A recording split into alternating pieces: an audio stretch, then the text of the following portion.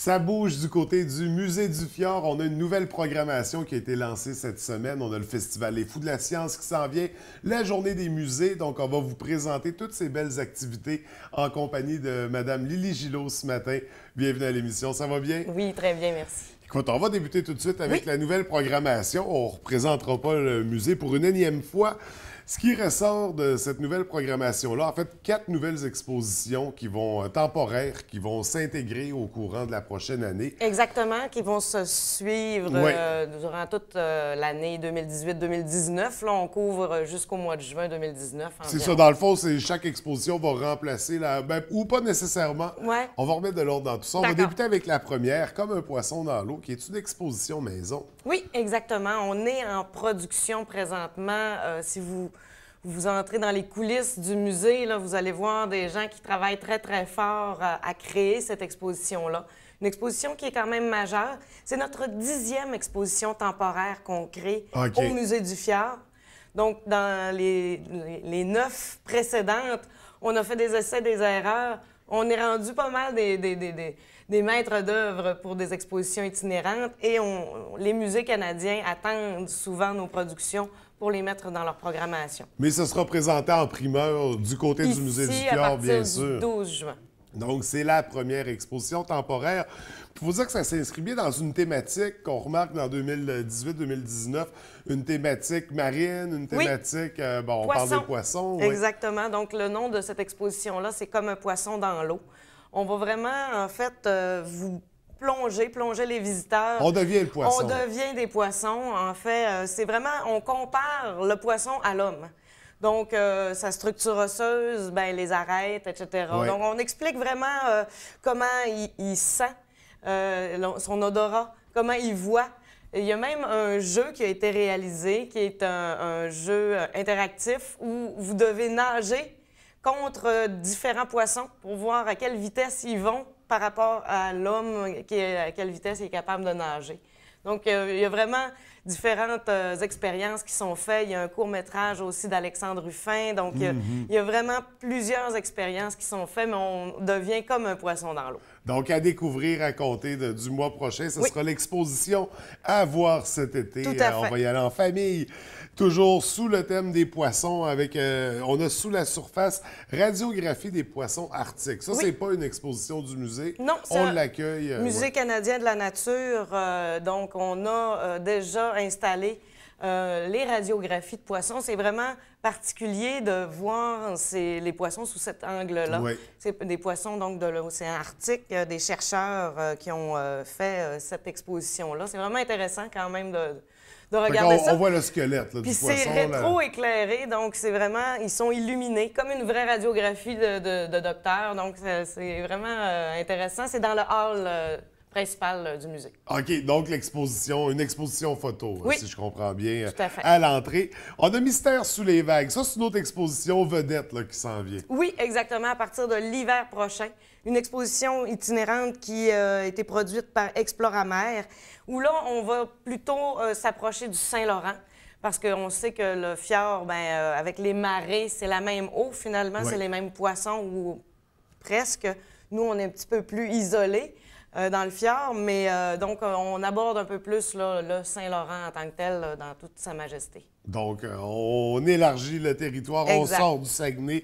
On aura une autre exposition photo, La preuve par l'image. Oui, où là, c'est vraiment des agrandissements de, exemple, une peau, une écaille de poisson. Donc, c'est vraiment un détail sur les espèces marines. Mais donc, on va explorer d'une autre manière, vraiment. L'art de la nature. Oui, exactement. J'imagine que ça doit être extraordinaire, le résultat de ces agrandissements-là. Voilà. 4 expositions temporaires à découvrir. Là, on fait juste un survol parce qu'on aura probablement l'occasion d'en jaser prochainement. Mais quand même 4 belles expositions temporaires qui seront accueillies par le musée. Au travers de tout ça, il y a toujours des activités qui sont organisées pendant l'année, toutes sortes de belles activités, des conférences également, des rencontres. Il y en avait une d'ailleurs cette semaine, une conférence. Il y avait une conférence, c'était la présidente d'honneur du Festival Fous de la Science, Nadia Ménard du Parc marin Saguenay-Saint-Laurent, qui était au musée hier soir pour présenter une conférence, mais qui a également fait deux conférences dans des écoles ici à la baie. Donc, il y a 2 écoles là, qui ont eu droit à cette belle conférence là, sur le parc marin. Donc, on fait toujours profiter des expériences du musée au milieu. Là. On va encore plus loin. Il y en a une autre qui s'en vient, qui est avec Julie Lemieux, qui va avoir lieu le 6 juin prochain. Tout ça va être annoncé dans les médias sociaux et sur le site Web. Ça, c'est la dernière avant l'été? Exactement. Après ça, on va reprendre à compter de septembre? Exactement. Il va y avoir une programmation là, qui va être lancée en septembre là, pour toutes les conférences. On a aussi les dimanches amusants d'Eri Télécom. Oui. Donc, ça va revenir également très certainement à l'automne. Donc, après nos vacances d'été. Yes. Et là, ce qui s'en vient le plus près de nous, c'est le festival Fou de la science. Oui. Ça débute en fin de semaine. Exactement. Ça commence ce vendredi. En fait, c'est plutôt un volet scolaire le vendredi. Mais quand même, le grand public va être invité à participer aux activités. C'est 3 jours de gratuité d'activités. Il y a plus de 25 kiosques qui sont présentés. Notre partenaire majeur, c'est Hydro-Québec. C'est ce qui nous permet d'ouvrir nos portes gratuitement et d'offrir autant d'activités. Mais encore là, c'est des expériences. Les gens sont amenés à toucher, à essayer, vraiment à entrer en contact avec la science directement et voir peut-être développer le goût, une carrière scientifique aux jeunes. Bien, pourquoi pas? Les initiés à ce bel univers-là, est-ce qu'on a une ligne directrice? Est-ce qu'il y a un thème pour cette édition-là? Non. Ou ça peut aller dans toutes les directions? Tout est ouvert, vraiment. On a le retour du simulateur de tremblement de terre cette année, qui est très populaire. On a Attraction chimique aussi, qui sont des étudiants de l'Université Laval. On a l'UQAC, qui a plusieurs départements qui sont là. Mais ce sont vraiment des étudiants ou des finissants ou vraiment des chercheurs qui sont là. Emma Québec est là. On a vraiment développé, là, ils nous appellent pour nous dire ça va être quelle date l'année prochaine, là, parce que exactement, ils ont hâte de sortir de leur laboratoire, de leur... de nous faire vivre ces expérimentations-là, puis de les vulgariser pour les jeunes, pour rendre ça agréable, parce que ça devient du jeu. C'est très divertissant, très amusant. Oui. Ça va avoir lieu à quel endroit cette année? C'est toujours au Musée du Fjord. Depuis plusieurs années. On éclate, en fait, le Musée du Fjord. On profite des locaux de l'École de musique, des plateaux de danse.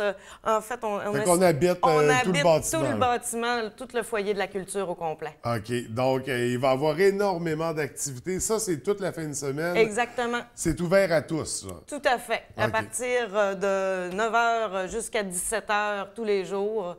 Dimanche également, en plus que ça sera la journée des musées. Oui. Ce dimanche 27 mai. Alors, on en aura encore plus pour dimanche. Comment on souligne la journée des musées? Bien, la journée des musées, en fait, c'est parce qu'il n'y a pas seulement le Musée du Fjord qui va être gratuit cette fin de semaine-là, mais il y a au total une dizaine de musées. Au Saguenay, mais également, il y a 3 établissements au Lac-Saint-Jean, l'Odyssée des bâtisseurs, le poste de traite de Desbiens. Puis, je pense que c'est Maria Chapdelaine, c'est-à-dire Louis-Aymon. Le musée Louis-Aymon au Lac-Saint-Jean, donc qui vont être ouverts gratuitement de 10 h à 17 h. Donc, c'est vraiment d'entrer, profiter de nos petits trésors qu'on a en région. Puis venir faire voir le tour. les expositions temporaires avant qu'ils laissent la place aux nouvelles, là, aussi. Puis quand vous allez avoir votre visite cet été, votre parenté qui va venir faire un tour de Québec et Montréal, bien, vous allez savoir où les amener faire un tour. Puis vu qu'on est venu pendant la gratuité, on va déjà avoir une base, on va avoir l'air pas mal fin finaux quand on va faire visiter la parenté. Exact. Alors, journée des musées dimanche, mais toute la fin de semaine, des activités avec le festival Fou de la science. Oui. Et la programmation qui s'en vient. Donc, une grosse année pour le Musée du Fjord. Il y aura certainement d'autres nouveautés en cours de saison parce qu'on le sait, vous n'arrêtez jamais. Non, des petites abeilles. Tout à fait. Donc, on va surveiller ça de très près. Mais pour l'instant, on se concentre en fin de semaine. Fou de la science, la journée des musées. Lily, merci beaucoup. Écoute, c'est un plaisir de te recevoir. Merci. On vous souhaite une belle saison estivale. Puis on se revoit à compter de l'automne pour explorer ce qui s'en vient. Des bonnes vacances à toute l'équipe. Merci beaucoup. Bonne journée.